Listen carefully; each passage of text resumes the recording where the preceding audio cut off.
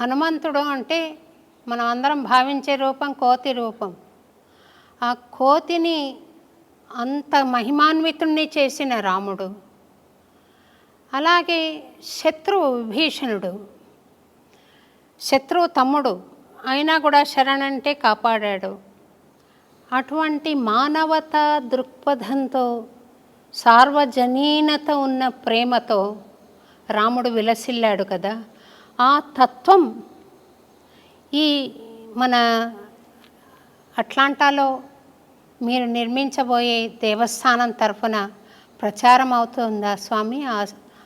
తప్పకుండా అమ్మా. ముందుగా మనము మన రాష్ట్రంలో చూసినట్టయితే, మన భారతదేశంలో చూసినట్టయితే ప్రతి ఊళ్ళో రామాలయం ఉంటుంది. అంటే రామాలయం లేని ఊరు లేదు. ఆయన ఆదర్శంగా మనం తీసుకొని ఆయన ఎలా అయితే సాక్షాత్ భగవత్ స్వరూపం రామ అవతారాన్ని స్వీకరించి ఒక మనుష్యుడిగా ఎలా బ్రతకాలి అని చూపించేటువంటి ఆదర్శ పురుషోత్తముడు రామచంద్ర స్వామి. అందుకోసమే మనం జీవిస్తే రాముడిలా జీవించాలి, ఆయన ఆదర్శాలని మనము మన జీవితంలో ముందుకు తీసుకుని వెళ్ళాలి అనేటువంటి మనకి ఎప్పటి నుంచినో కొన్ని వేల సంవత్సరాల నుంచి వచ్చినట్టు పరంపరలో ఈ ఆలయాల్ని ప్రమోట్ చేస్తూ వెళ్ళారు. అలాగే మన ప్రజలందరూ కూడా చాలామంది దేశాలకు వెళ్ళారు. చరితం రఘునాథస్య శతకోటి ప్రవిస్తరం ఏకైకమక్షరం పుంసాం మహాపాతక నాశనం అంటారు. అంటే రామనామంతో రాముల వారికి సంబంధించేటువంటి ఒక కావ్యం, ఆది కావ్యం రామాయణం. దాంట్లో రాముల వారి గురించి చెప్పిండేటువంటి కథ, సీతమ్మ వారి గురించి చెప్పిండేటువంటి కథ, ప్రతి అక్షరంలో మనలో ఉండేటువంటి పాపాలని నశింపజేసేటువంటి శక్తి కలిగిండేటువంటి ఆ రామచంద్ర స్వామి నామం అది. ఆయనకి సంబంధించిన ఆలయాలు ఇవి. పూర్తిగా భగవత్ సంకల్పం. ఇక్కడ అమెరికాలో మనం చూసినట్టయితే రామాలయాలు చాలా తక్కువ.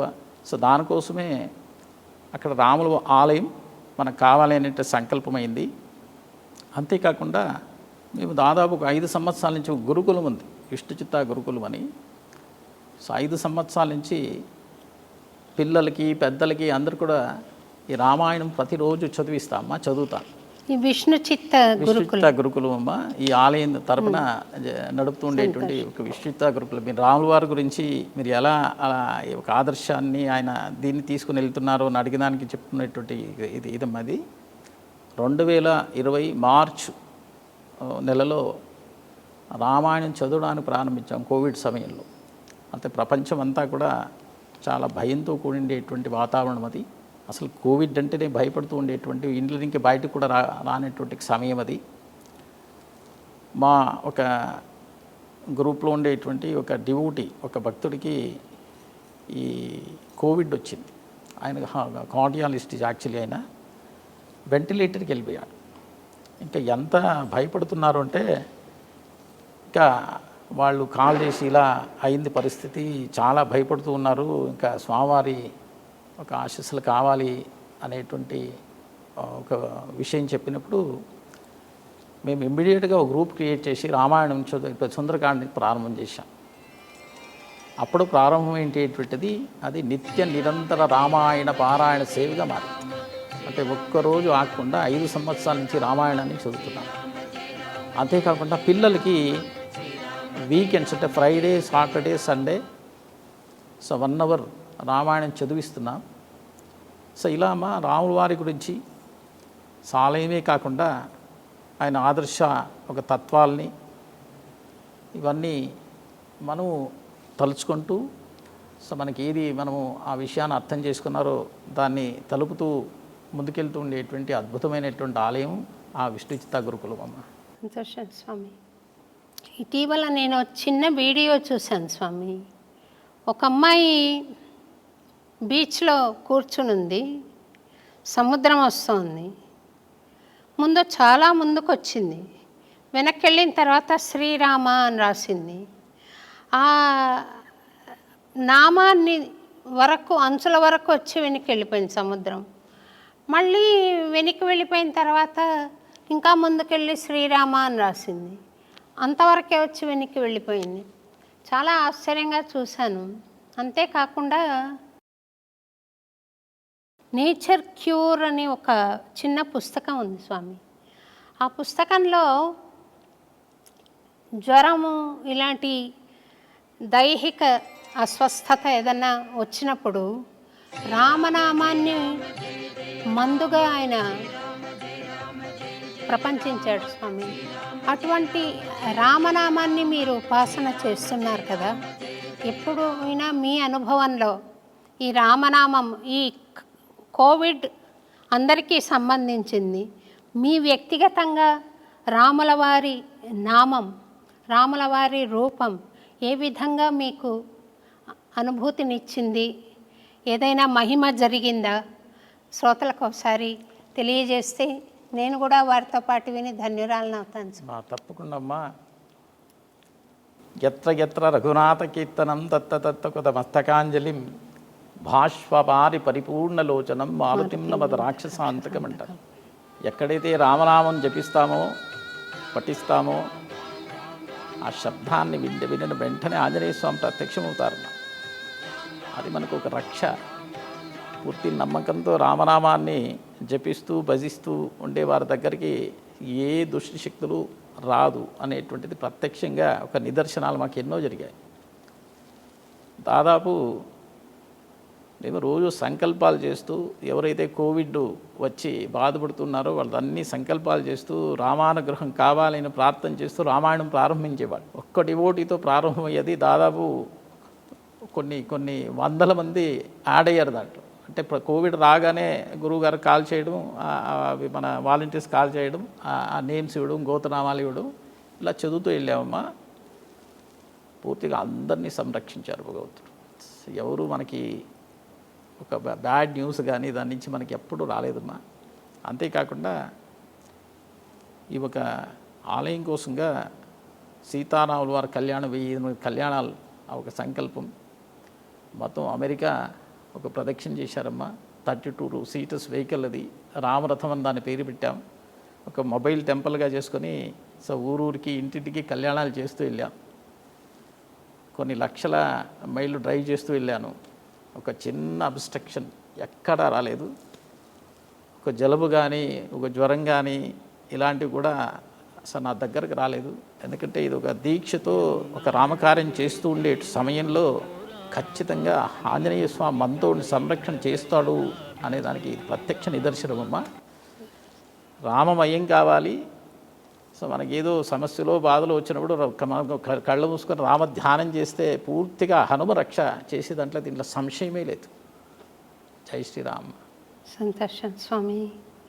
ఈ భారతదేశంలోని 108 దివ్య దేశాలు మీరు దర్శించేశారు కదా స్వామి? అవునమ్మా. అది ఒక రాముల వారి ఆకారం వచ్చిందని, అవునమ్మా, దాన్ని ఆ డాట్స్ అన్నీ కలిపితే రాముల వారి ఆకారం వస్తుంది. ఆ దివ్య దేశాలన్నింటినీ కలిపితే ఇందులో ఏదైనా మహత్తు ఉందా స్వామి? తప్పకుండా అమ్మా. ఎందుకంటే సాక్షాత్ రామచంద్ర స్వామి ఈ భరతఖండం అంతా పాదయాత్ర చేసిండేటువంటి అరణ్యవాసం. సీతమ్మ వారు, లక్ష్మణస్వామి, రామచంద్ర స్వామి అంటే ఈ భరతఖండం అంతా ఆయన పాదయాత్ర చేశారు.